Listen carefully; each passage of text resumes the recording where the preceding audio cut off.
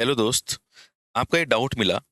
ये क्वेश्चन कह रहा है कि a ring is made of a wire having resistance R nought is equals to 12 ohm. ये जो पूरी रिंग है ना, इस पूरी रिंग का रेजिस्टेंस 12 ओम है। Find the points A and B as shown in the figure at which a current carrying conductor should be connected so that the resistance R of the sub circuit between these points is equals to 8/3।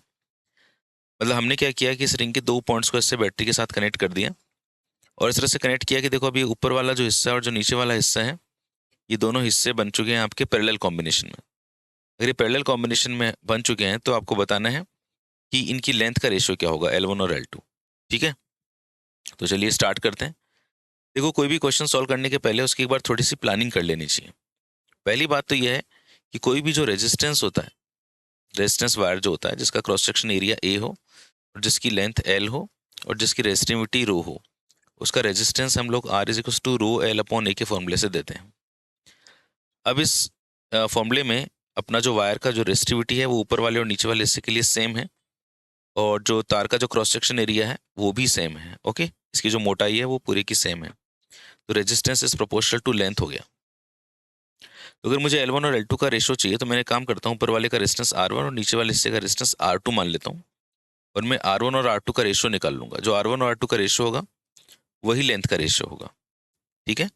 अच्छा, एक और खास बात कि ये जो ऊपर वाला जो वायर आपको दिखाई दे रहा है और ये जो नीचे वाला वायर दिखाई दे रहा है, इनके रेजिस्टेंस अगर R1 और R2 है और जब ये कनेक्शंस नहीं थे, ओके, तब ये सब कुछ सीरीज में था और जब कुछ सब कुछ सीरीज में था ये R1 और R2, तो इस वायर का जो रेजिस्टेंस था वो 12 ओम था।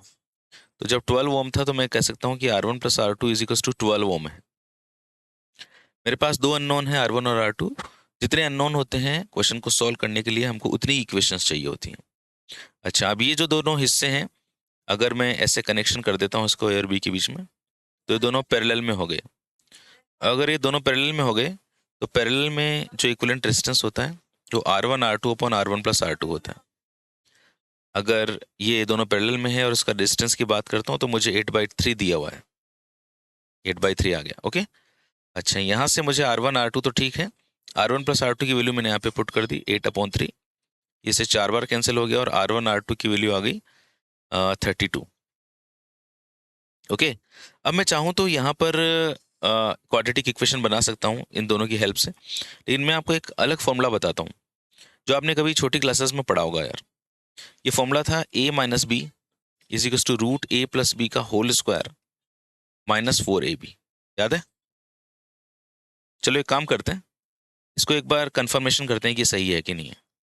ये a प्लस बी का होल स्क्वायर सोल्व किया तो A square plus B square plus 2ab हो गया माइनस 4ab। ये root A square plus B square minus 2ab हो गया। इसको मैं a माइनस बी का होल स्क्वायर लिख सकता हूँ and this is equal to a minus B. देखो प्रूव हो गया ना। देखो, इसका मतलब मैं इस फॉर्मूले का यूज कर सकता हूँ। तो ये वाला फॉर्मूले को मैंने इस तरह से यूज किया कि R1 minus R2 is equal to root R1 plus R2 का whole square minus 4R1 R2 ऐसे लिख दिया।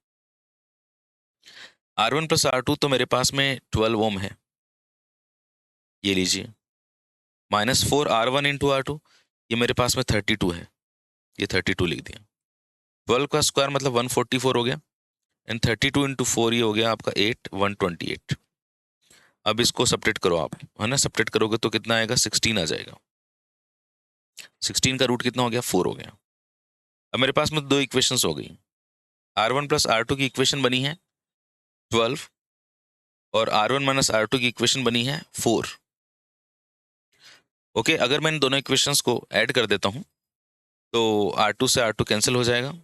2R1 is equal to 16, R1 is equal to 8 ohm हो गया, ये मेरे पास R1 आ गया। और R1 प्लस R2 की वैल्यू मेरे पास में 12 है, ये 8 plus R2 is equal to 12। R2 की वैल्यू 12 माइनस 8 मतलब 4 ओम आ गई। अब मेरे पास में R1 भी है और मेरे पास में R2 भी है।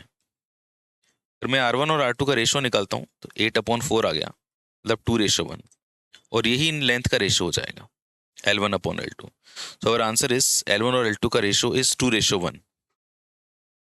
L1 और L2 का जो रेशियो है वो 2:1 आया है।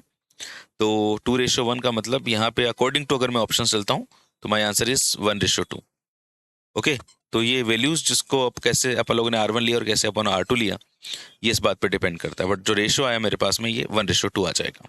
ओके, तो आपको आपके क्वेश्चन का सही सॉल्यूशन मिल गया होगा। और जो सबसे खास बात थी इस क्वेश्चन में वो ये थी कि यार ये R1+R2 आ गया अपने पास, R1-R2 आ गया, एंड जो ये वाली जो इक्वेशन का जो मैंने यहाँ पर यूज़ किया है ना, इस टाइप की जो छोटी छोटी मैथमेटिक्स की चीज़ें अगर आपको याद होती हैं तो बहुत बढ़िया बात है, और नहीं भी याद होती हैं तो कोई बात नहीं। आप जो वीडियोस देखते हो मेरे, इनमें इनको देखकर आप इन चीज़ों को अपनी कॉपी में नोट कर सकते हो, और फिर इनको कैसे मैंने यूज़ किया है तो आपको पता चलेगा कि यार कैसे कैसे इनका यूज़ किया जा रहा है। ओके, तो thank you so much, God bless you, और तूने जो भी सपना देखा है अपने भविष्य के लिए वो पूरा हो। God bless you.